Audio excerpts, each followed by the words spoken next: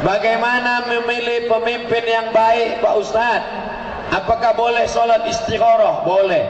Dengar baik-baik, partai yang mengusungnya, orang sekelilingnya, kepeduliannya pada agama, cintanya pada keturunan Rasulullah, pedulinya kepada umat. Setelah itu istikharah, usolli sunnatal istikharah politik lillahi ta'ala. Kalau ada yang ngasih duit, Pak Ustadz, ambil duitnya, jangan coblos orangnya. Setuju? Ambil duitnya, jangan coblos orangnya. Cocok?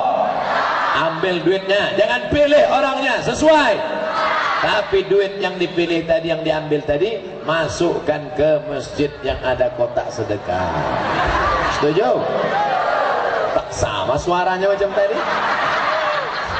Jangan duit itu dibawa balik, karena duit itu duit sogok. Duit sogok haram. Kalau ada yang sumpah, ini ambil duit, kau mesti bersumpah. Kalau tak sumpah nanti kau makan sumpah. Ambil aja, jangan takut, ambil aja duitnya. Kalau dia ngasih beras, ambil. Kalau dia ngasih baju kaos, ambil saja. Apalagi kaosnya tebal, ambil. Yang tipis balikkan. Apa hukumnya menjual kotoran ternak? Dijualnya lah tai kambing untuk pupuk cabai. Jual tai kambing ini dengan harga 5.000 sekilo tunai. Haram. Kenapa haram? Karena tai haram, maka menjualnya pun haram. Yang dijual bukan tainya, tapi jasa. Jasa keringat menskop. Keringatnya tak seberapa, baunya. Nah, maka yang dijual jasanya itu. Jasa dia memasukkan ke karung, memikulnya, bukan taiknya itu yang dijual. Maka ibu yang menjual tai kambing, menjual tai sapi, menjual tai orang,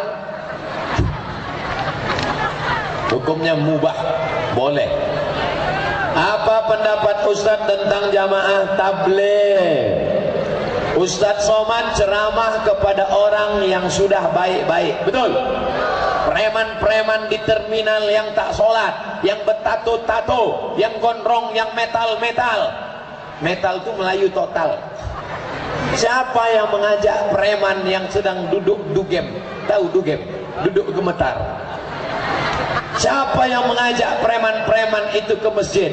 Itu semua adalah jamaah tabligh. Jamaah tabligh itu yang memukul preman. Pak preman, ayo kita ke masjid. Ayo kita ke masjid. Nah itu, oleh sebab itu kalau ada orang yang mengatakan jamaah tabligh ini sesat, itu otaknya sungsang. Kalau ada orang mengatakan jamaah tabligh, justru jamaah tabligh inilah yang menolong dakwah, sehingga dakwah hidup di kampung-kampung. Ustaz Somad datang ke Mersam ini kan karena diundang, dijemput ke airport, dibawa kemari. Jamaah tabligh tak ada diundang, dia yang datang mengetuk pintu rumah orang. Pak, ayo ke masjid ya Pak. Jangan ajak-ajak saya. Kau masuk surga yang sendirian. Aku mau singgah ke neraka sebentar. Berhenti jamaah tabligh. Nah, besok datang dia lagi. Pak, ayo kita ke masjid Pak. Kau belum taubat, aku sudah ustad dah. Aku dah haji dah. Pergi sana. Tapi dia tetap tak berhenti. Oleh sebab itu jangan ejek jamaah tabligh. Siapa yang mengejek jamaah tabligh karena berjubah, berarti mengejek Nabi karena Nabi berjubah. Siapa yang mengejek jamaah tabligh karena jamaah tabligh bersorban, berarti mengejek Nabi karena Nabi bersorban. Mengejek jamaah tabligh karena berjenggot, berarti mengejek Nabi karena Nabi berjenggot. Aku jamaah tabligh ni menengok jamaah tabligh macam menengok kambing. KUPJ, kelompok Ustaz Panjang Janggut. Jangan berkelahi hanya gara-gara jenggot. Aku nengok kau berjenggot macam kambing, aku nengok kau tak berjenggot macam anjing. Berkelahi kambing sama anjing. Yang ketawa siapa? Musang. Oleh sebab itu jaga persatuan. Kenapa kalian perang? Wahai Korea Utara, Korea Selatan, kenapa perang? Kata Mahkamah Internasional di Den Haag, Belanda. Kenapa perang Korea Utara, Korea Selatan? Karena bom atom, karena senjata nuklir. Orang Indonesia berkelahi. Kenapa kalian berkelahi? Gara-gara bulu. Yang berjenggot bagus, yang tak tumbuh jenggot balik dari sini masak kemiri, gosok-gosok. Tak juga tumbuh, nanti raya kurban ambil jenggot kambing, beli lem kambing, tempelkan. Pak Ustaz, apa beda sedekah, infak, zakat? Semuanya kan sama-sama keluar duit. Iya juga Zakat hukumnya wajib. Zakat beras, padi, zakat rikas, zakat emas, perak, zakat jualan dagang, zakat gaji. Siapa yang bergaji sebulan 3,6 juta itu sudah keluar zakat 2,5%. Bukan gajinya saja, jangan hitung gaji, karena ada orang gajinya 2 juta, pendapatannya 27 juta. Gajinya 2 juta, pendapatannya 20, karena dia ada uang tunjang, uang sipak, uang sikut, uang sundul, uang tanduk, total semua. Jadi kalau pendapatan 5 juta, zakat 125.000, 10 juta 250.000, 100 juta 2,5 juta, 1 miliar 25 juta. Nah, keluarkan zakat. Zakat wajib. Apa beda sedekah sama infak? Kalau infak barang, infak kamera, infak karpet, infak sound system, infak pentas, itu namanya infak. Kalau sedekah tidak benda, senyum sedekah. Makanya yang punya duit ngasih tenda, kasih tenda. Yang tak ada duit ngasih tenda, senyum aja lah. Datang sini. Tapi senyum sama orang, jangan sama truk pun senyum. Itu gilo. Zakat, infak, sedekah. Ada lagi namanya wakaf. Apa itu wakaf? Mesti pakai akad. Orang yang berwakaf, orang yang menerima wakaf, tanah yang diwakafkan ada ijab sama qabul. Aku wakafkan tanah ini 2 hektar untuk pondok pesantren tahfiz Quran anak yatim tunai sah. Maka itu namanya wakaf. Zakat, infak, sedekah, wakaf. Ada lagi, apa itu? Wasiat. Pak Ketua Masjid, ya, aku udah ke rumah sakit. Apa kata orang rumah sakit? Katanya Bapak tak lama lagi 2 Jumat gul. Nah, jadi sebelum gul ini mau kuserahkan itu ruko yang di depan. Itu ruko 2 pintu mau kuserahkan. Semuanya Pak? Enggak, pintunya aja. Serius lah Pak, apa udah mau mati pun melucu juga. Itu ruko 2 pintu, setahun dapat 100 juta. Mau kuwasiatkan untuk masjid. Ketua masjid pun senang. Jangan senang dulu Pak, karena wasiat itu baru dapat setelah yang punya mati. Begitu diserahkannya, dipanjangkan Allah umurnya, tak jadi mati. Pak Ketua Masjid, ya, gimana? Ruko sudah pindah, belum mati juga lagi Ustaz. Itu bedanya wasiat sama hibah. Kalau hibah langsung balik nama. Itu ruko 2 pintu untuk operasional masjid tunai. Oleh sebab itu maka mesti dibedakan. Zakat, infak, sedekah, wakaf, wasiat, hibah. Tak nangkap saya Pak Ustaz. Orang kalau kena panas, kena hujan, kena panas, kena hujan memang payah nangkap. Saya pernah kerja di luar negeri, dapat uang dengan cara tak halal. Di kampung saya buat harta. Sekarang harta berkembang biak. Apa hukum dan bagaimana jalan keluarnya Pak Ustaz? Yang haram dulu berapa? Yang haram dulu 2 hektar tuh Pak Ustaz. 2 hektar itu serahkan semuanya untuk fisabilillah. Serahkan ke masjid, serahkan ke pondok pesantren. Balik dari sini, datangi Buya, Kiai, Ustadz, mana pondok pesantren dekat sini paling dekat, serahkan. Itu 2 hektar aku serahkan ke pondok pesantren, ambillah semua. Kalau Ustadz tanya, kenapa serahkan? Ambil aja Ustadz, yang tanya-tanya, aku sudah. Tak perlu sebutkan, itu dulu aku keluar negeri karena itu duit haram, ambillah Pak Ustadz. Kalau tetap saya ambil, haram. Gunakan untuk masalih ammah. Begitu juga dengan uang bank. Saya Pak Ustadz mau nyimpan di bank syariah mandiri, mau nyimpan di bank Islam Bank Muamalah, tapi cabangnya tak ada, kantor cabangnya di Batanghari, di kampung kami di Mersab. letakkan di bank konvensional, ada bunganya, bunganya jangan diambil, bunganya serahkan untuk kepentingan umum, MDA, pesantren, tahfiz Quran, masjid, untuk masalih ammah. Begitu kata Syekh Yusuf Al-Qardawi dalam kitab Fatawa Mu'asirah, fatwa kontemporer. Kami seorang pelajar menuntut ilmu, rasa malas pasti muncul. Jadi Ustadz, bagaimana cara agar kita istiqomah dalam menuntut ilmu? Saya 4 tahun kuliah di Mesir tak ada minta duit. Kalian kok bisa pula naik turun nafsu belajar? Kenapa bisa begitu? Ustadz, gimana caranya biar supaya kita belajar rajin terus? Caranya biar supaya belajar rajin terus, bilang sama mak sama ayah, mak, ayah jangan kirim duit. Insya Allah belajar terus. Kami dulu tak ada kirim duit, belajar terus, karena kalau gagal tak naik tingkat, potong beasiswa 25%. Kalau tak naik 2 tahun, potong 100%. Kalau tak naik 3 tahun, potong semuanya. Kalau tidak ada tiket pulang, siap-siap berenang dari sungai Nil ke sungai Batanghari. Oleh sebab itu maka ini harus belajar serius. Beda orang lari santai sama lari dikejar anjing. Nah, cobalah kalau mau yang mau latihan lari kencang, ingkatkan daging busuk, suruh kencang anjing herder agak 3. Nah, itu insya Allah kencang lari.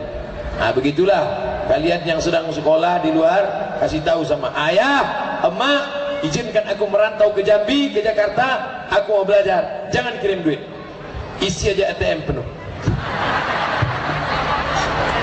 Sama aja. Ini terakhir, ini kertas terakhir, udah tak ada lagi kertas, tinggal ada lagi. Saya ini tukang mandikan jenazah, alhamdulillah. Jangan sepelekan tukang mandikan jenazah. Kalian jangan mengejek orang tukang mandikan jenazah. Jangan sepelekan, rendahkan, hinakan orang mandikan jenazah. Karena kalau kau ejek, nanti pas kau mandi disemprotnya pakai semprot dorsmer. Yang saya mau tanyakan, bolehkah saya menerima upah dari memandikan? Boleh. Kalau ada orang mau ngasih, boleh. Ustadz kemarin emak Ustadz meninggal dunia, Ustadz kasih. Dari panitia mengasih, dari saya pribadi mengasih, dari keluarga mengasih. Kasih mereka banyak. Karena mereka sudah menolong kesusahan kita. Yang tak boleh itu dipasangnya tarif. Memandikan jenazah, kalau kurus murah, yang gemuk mahal. RT 250.000, RW 1 juta. Nah, itu tak boleh. Kita membeli pakaian, makanan, minuman. Sadar atau tak sadar kita sudah ikut serta mendirikan rumah ibadah orang non muslim. Apa saja nama produk tersebut Pak Ustadz? www.google.com. Tulis di situ produk-produk yang menolong Israel dan rumah ibadah non muslim. Enter. Sekian persen untuk menolong tentara Israel menembak saudara kita di Palestina. Kalau di Mesir dulu ada namanya Ariel. Ariel itu macam deterjen Ariel, Arab Israel. Nah, itu sekian persen untuk makanan-makanan produk barat, sekian persen. Nah, cari di internet, lengkap. Nanti setelah dapat, print, cetak, tempel dinding masjid, papan pengumuman masjid. Jangan beli produk ini, boykot, karena akan membantu untuk Israel dan pembangunan ibadah. Bukan berarti kita memusuhi non-muslim. Bertetangga dengan non-muslim silakan, tapi kalau sekantor dengan non-muslim silakan. Tapi kalau sudah terkait ibadah, wala ana abidun ma'abattum wala antum abidun ma'abud lakum dinukum waliyadin, harus jelas batasannya. Apa hukum orang kaya pakai gas subsidi 3 kilo, sedangkan ditabung ditulis hanya untuk orang miskin? Ini namanya orang kaya mental fakir miskin. Kaya tapi mentalnya mental fakir, maka dia sudah mengambil hak orang lain. Itu subsidi untuk orang miskin, bantuan dari pemerintah, duit umat se-Indonesia ditolongkan, diambil, maka dia sudah mengambil hak orang lain. La ta'kulu amwalakum bainakum bil batil. Jangan ambil hak orang dengan cara batil. Inilah orang nanti yang di akhirat sholatnya hilang, puasanya terbang, zakatnya melayang. Gara-gara apa? Gara-gara mengambil hak orang lain dengan cara batil. Jangan geser sempadan tanah sawit yang panjang yang sudah ditetapkan Badan Pertanahan Nasional. Geser sejengkal, kau geser, maka 7 lapis tanah akan melilit lehermu. Saya tak pernah geser sejengkal Pak Ustaz, jadi 2 meter ku geser. Curang timbangan, ditimbang di situ sekilo lebih 2 mata. Begitu dibawa ke rumah 7,5 ons, haram. Tukang jahit dipotong kain, tukang sunat dipotong pendek lah senapang apa. Yang ketawa anak-anak macam paham aja. Oleh sebab itu maka jangan pernah kita zalimi orang. Kalau berdosa kepada Allah, insya Allah istighfar diampuni Allah. Astaghfirullah Rabbal baraya, astaghfirullah minal khataya. Selesai kalau sama Allah. Tapi kalau sama tetangga, kalau sama kawan, kalau sama orang yang kita zalimi, berapa orang yang pakai jatah tabung 3 kilo itu yang kau ambil haknya, maka kau akan minta maaf nanti di hadapan Allah Subhanahu wa ta'ala. Kertas terakhir tak apa. Di desa saya ada kebiasaan masyarakat setiap diundang acara pengantin selalu ngambil lauk.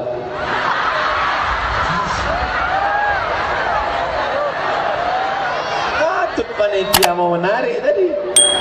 Apa pertanyaannya tentang pencuri lauk? Dimasukkan ke kantong plastik yang sudah disiapkan waktu pergi undangan. Itu apa hukumnya Pak Ustaz?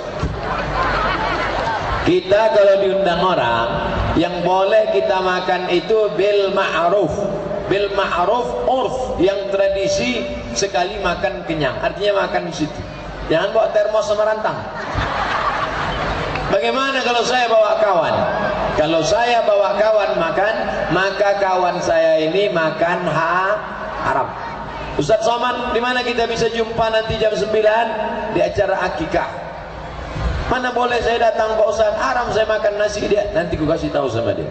Pak, ya, ini ada kawan saya mau ikut, boleh? Nah, silakan Pak Ustaz. Tapi 1 orang kan? Ya, sampai 1 bis. Haram memakan orang lebih.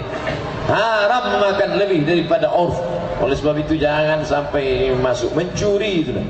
Mencuri, naudzubillah. Tradisi ini jangan-jangan pertanyaan menyindir saya mau mengambil gulai talang tadi. Mudah-mudahan kita semua mendapatkan kebaikan. Amin. Masukkan duit 5.000 ke kotak, bungkus gulai sampai 2 bungkus. Nauzubillah. Ala hadhihi niyah wa kulli niyatin salihah. Al-Fatihah. A'udzu billahi minasy syaithanir rajim. Bismillahirrahmanirrahim. Alhamdulillahi rabbil alamin.